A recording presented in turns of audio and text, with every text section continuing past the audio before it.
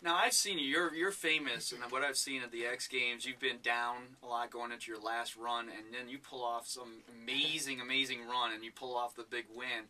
What's going through your mind when you're on top and you have to do that? What I mean, are you picturing that run? Are you really visualizing it, or what goes through your mind before you do that? I'm just pretty fired up, and I've got it pre-worked out in my mind that I'm gonna land. You know what I mean? It's kind of like I don't want to come off in a cocky way, but yeah, you've got it in your head. You've got it inside you. You just know you're gonna do well, and I think it's like one of those random things where, you know, if you just believe in it hard enough, it obviously is gonna help you. Yeah. You know what I mean? If you hit a jump and go, oh, I hope I make this, you're probably not gonna make it. You know what I mean? But if you give it everything you've got and you really give it that try, you know, your odds are by far better. You know what I mean? It's something I learned when I was younger, because I was trying to do backflips, and I watched numerous kids get carted off the mountain because they do backflips, get upside down and panic, and they'd land on their heads. You know what I mean?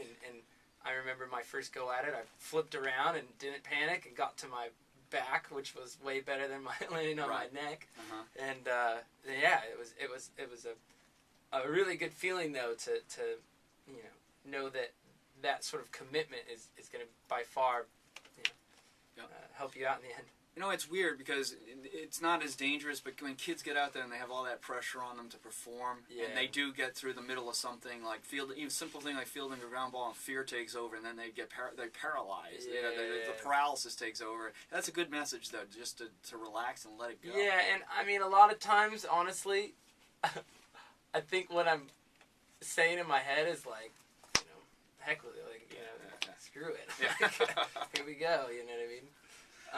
Because it's just an event and doesn't make you who you are, or you know, one day's not going to decide anything, and I just go for it, you know what I mean? And at that point, when I stop caring and I start having fun, and you see me smiling, like that would be by far the worst game face you would want to see if I'm up at the top of the half pipe making jokes, smiling, because I'm comfortable.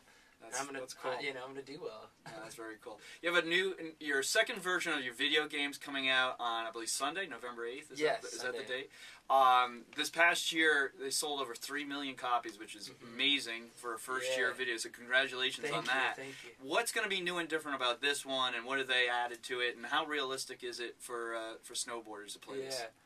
Well, I'm thankful that the first game did so well. You know, fortunately, we get another game, which is nice, and I'm excited that the game's amazing, and now that we've gone through a first round of games, I know so much more about what I want in it. You know what I mean?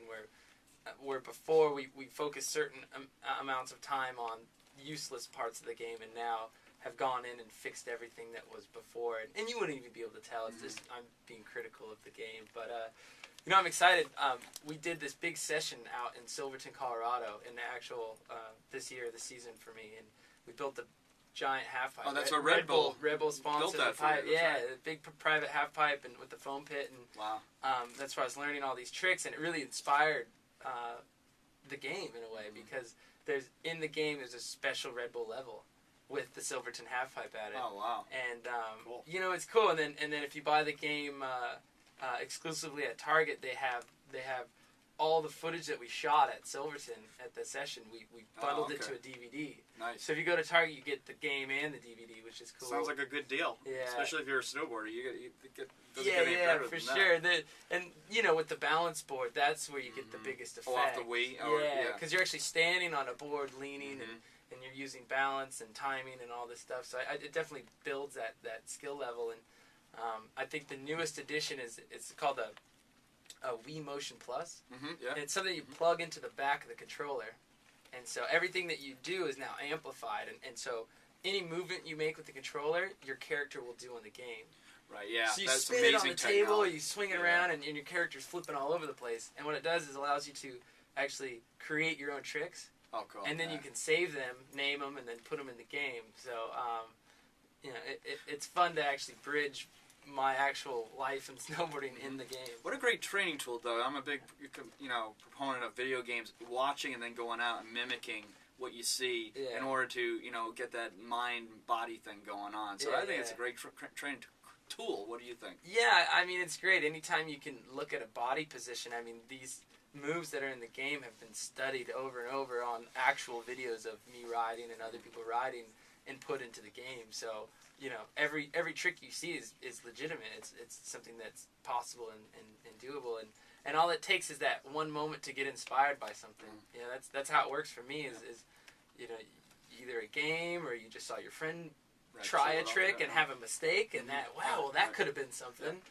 What if we didn't, that mistake on purpose? I'm glad you brought up the word mistake. We as a society don't celebrate mistakes, whereas I think it's the greatest that's when your learning goes way up when you make mistakes. Oh, it's the best and the worst at the same time. Yeah, it can be disappointing, but I think, kids get so down on themselves when they make mistakes when it could be the best moment on the mountain because then you learn from that. Yeah, I mean, that's the thing is I did my trick in Silverton. I landed on my back, and it hurt and I felt really, upset about it and you know what I mean? That's just learning tricks, but I mean, I knew everything I needed to know at that point. I'm like, well, this is why I messed up. You try it again. It's like a math problem. You just throw solutions at it, and you'll figure it out. Yeah. But what's been nice is a perfect example is I went to X Games in 2005, and I got creamed. I mean, I didn't even make the podium. And it was like one of the saddest days, but instead of letting it bring me down, I just kind of got fired up and went, you know what? What am I going to do to not feel like this again? What am I going to do about it? And, I mean, I went back to the, half pipe and learned new tricks and got, myself back up to speed on what was going on. And I had an undefeated season and, won the Olympics that next year. Wow, So that's Torino. That was 06. Yeah, so I sit and thank the guy that beat me every single day. It's great. So, guys like one in 2002, like Ross Powers, he's gone out now. I think you've driven him out of the half pipe, and now he's doing board cross at the Olympics. Anytime you see yourself anytime soon doing that? I don't know. I mean, for me, it's definitely a sport that I haven't really pursued. Yeah, I mean, I stopped doing it when I was younger because all the kids were way bigger than me. Right, yeah. I couldn't get the pull out of the gate. Like, I'm extremely fast, but I mean, when you're dealing with sheer size of other riders, you know what I mean? And it's almost a brawl down the mountain, so I don't know. I'm roller derby down I'm the a mountain. big fan of, one guy at a time. Yeah.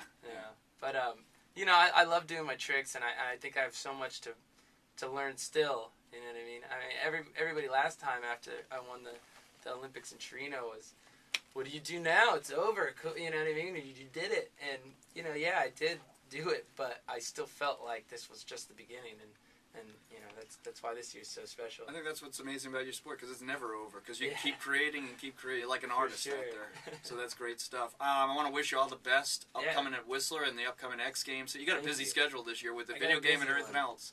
So what's the next competition we can look forward to seeing yet? It'll be December, I think, 9th through the 11th in Copper Mountain. Out in Colorado. That's the first Olympic qualifier. And then I'm going to do 2 more of them at Mammoth, I think a month later. And then finishing up, I think then we do X Games and then the last 2 events, and they name the team. Oh, wow. I don't think you have much. And then hopefully I'll be on my way. I don't think you have much to worry about there. What's your favorite mountain before you leave? I love riding at Park City. It's it's so simple to get there for me. I just hop a plane. It's not even almost hour flight and 30-minute drive, and I'm at the mountain. Yeah. So I can leave in the morning and be riding, that evening. Great. And I actually ride for the mountain there. What's cool is I can call up ahead and be like, hey, you mind cutting the half pipe, or you mind building this type of jump? Because you can't just roll to a normal mountain and find a 90-foot jump or certain specs you want. So they customize it for you. Yeah, once in a while I get spoiled. It's great.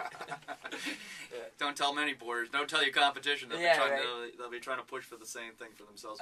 I'm sure they already are. Well, Shaun, thank you very much for joining us today. There was a lot of good information. I hope coaches take away, can bring back to their team sports, and really start to, being creative out there and allowing your athletes to be creative is a lost art. It's just like learning. You gotta find something that inspires you, and you gotta be, you can't force yourself to read a book you're not into, you know what I mean? You gotta be enjoying yourself, and you turn math into a fun game, and before you know it, you're learning and you're, having fun. So, you try to get creative with the practices.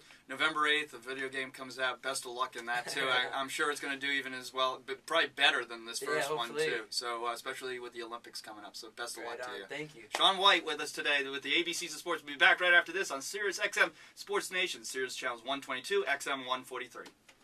All right. Great. Cool. Thanks. Yeah, no problem. I'm going to have you sign something for my son.